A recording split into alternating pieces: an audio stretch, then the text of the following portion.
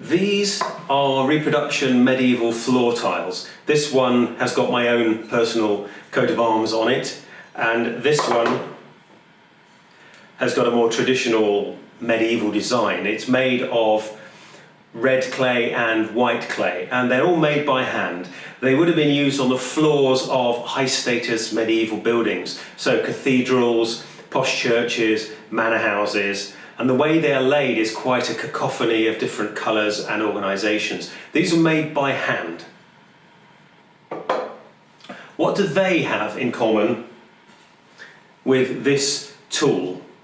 This is, surprisingly enough for many of you, not a medieval weapon. This is in fact a modern day hedging tool called a billhook or a slashing hook. It has probably as many designs as it does names in different parts of the country. I use this one for maintaining hedges on my farm. What do billhooks and medieval tiles have to do with each other?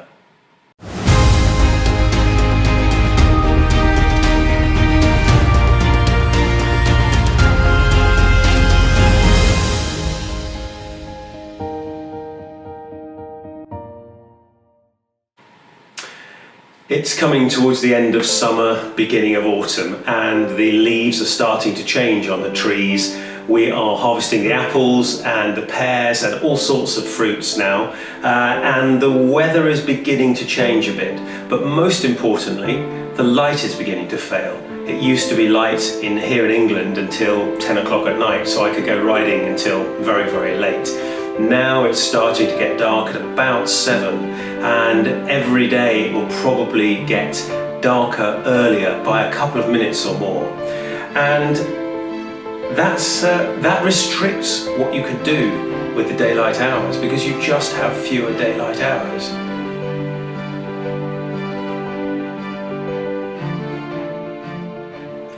So to get back to the question I asked you to begin with, what is the connection between medieval tiles and a billhook? Well, that's to do with seasonal working, and there were jobs to make tiles during the summer when you could work with clay and it wasn't too cold. But as the weather got colder and as the temperature dropped to close to freezing, it became next to impossible in a rural environment to actually be a tiler. So how did you make your money? Well, there was another set of jobs, and that was maintaining the landscape and hedges, local hedges around farms, and cutting back trees and all sorts of stuff was, strangely enough, the exact opposite of the tile making season. So we know from medieval records that some itinerant tile makers were tile makers during the summer, and then when the work sites closed down, when that cathedral was shut down for the winter, they became itinerant hedgers and environment clearers with their billhooks. So you might be a tiler in the summer, and you might be a man who hacked and slashed at trees in the winter.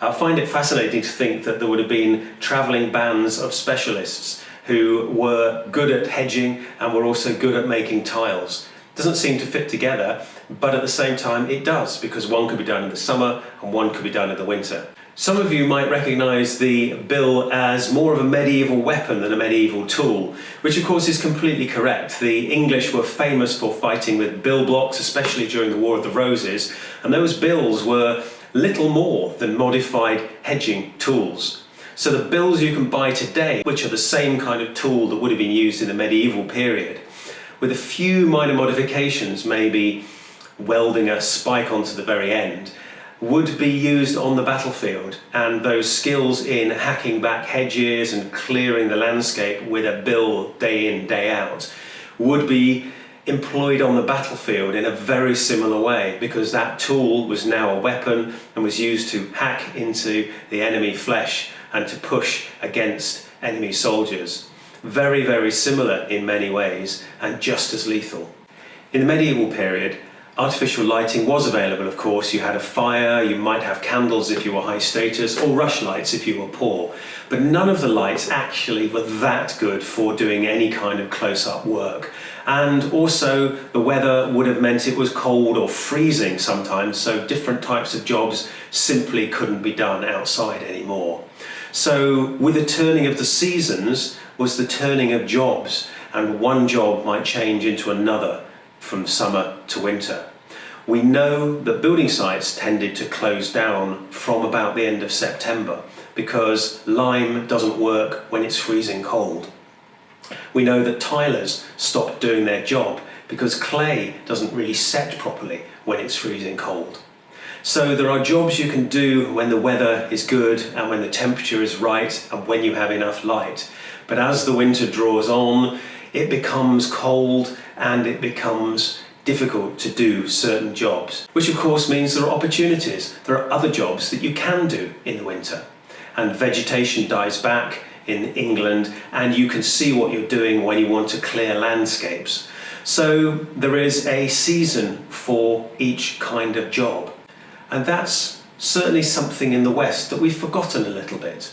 Seasons are just things in the calendar, but in the medieval period they made a fundamental difference to what you could do, how long you could do it for, and where you did it.